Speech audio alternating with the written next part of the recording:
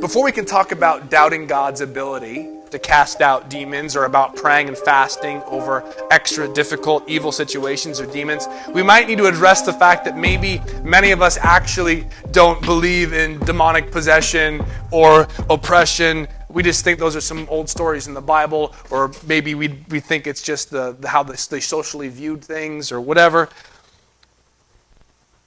But maybe some of us don't believe that there's evil spirits at work in the world, that there's spiritual warfare. Now, I want to be careful. I don't want to swerve off the road here. Okay?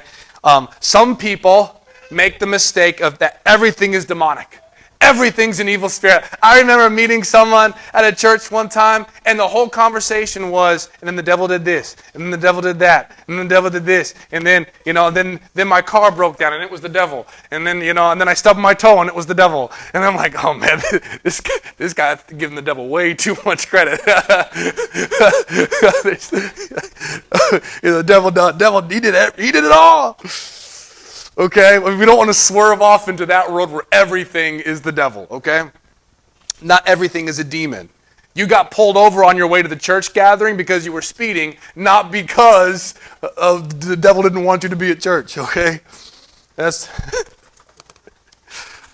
You have a stomach ache because you stayed up late eating junk food, not because you're being demonically oppressed.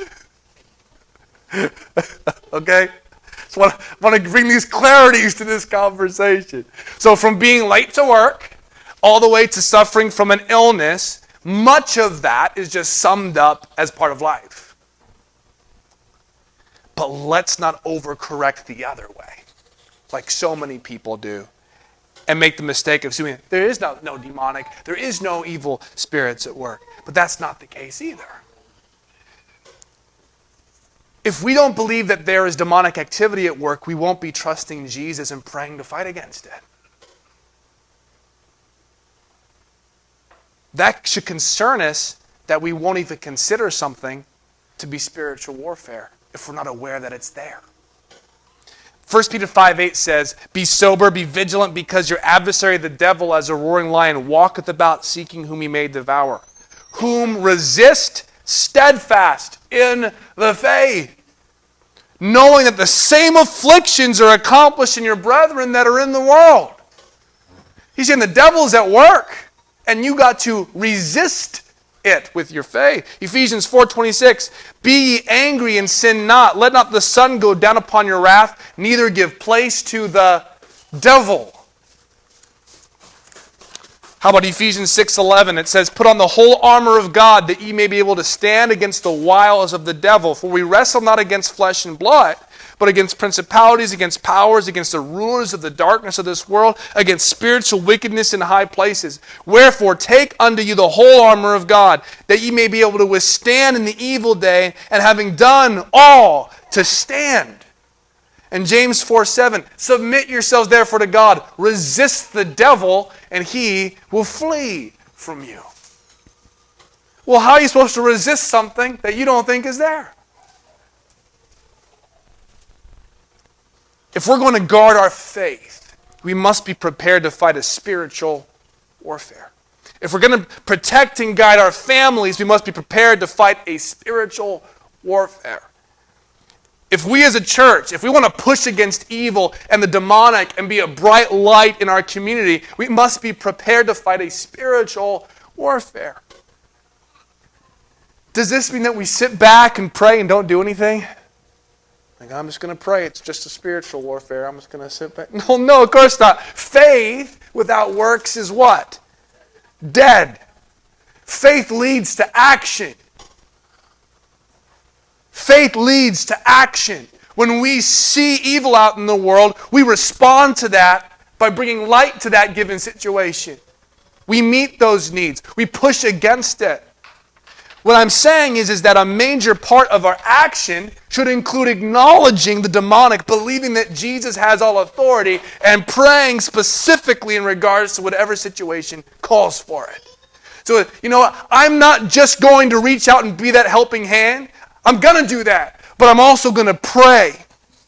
I'm also going to fast, I'm also going to ask God, but hey God, there seems to be an evil presence in this situation. It's not just that these evil things are happening and we're trying to fight against that. There seems to be an evil spirit at work in this situation. So we're going to pray as if there's also spiritual warfare, not just the physical things that we can see.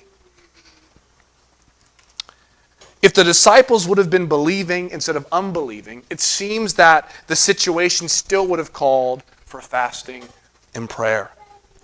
See, sometimes we try to overcome an evil thing or an evil presence one time, and when it doesn't work, we give up. Oh, God must not want to do anything with this. Or, oh, I tried. What if instead of giving up like the disciples did with this demon, what if instead it caused us to be steadfast in prayer and fasting, to fight harder against the darkness? I've said little on this really this morning and just in general, because I know little on this and I want to be careful. I don't want to create weird theologies about things. But I know this, that evil forces are at work. And I know that Jesus has all authority over such evil forces. Therefore, I should be moved to action, be strong in faith, and fast and pray as much as necessary to overcome the spiritual darkness. So may we as individuals, as families, as a church, fight the spiritual warfare against the evil, against the darkness, as we physically, in person, go and make a difference in people's lives. Let's also pray. As we are raising up our kids in godly homes, let's also pray over their souls. As we are going through our journey in life, may we pray and seek God and resist the devil.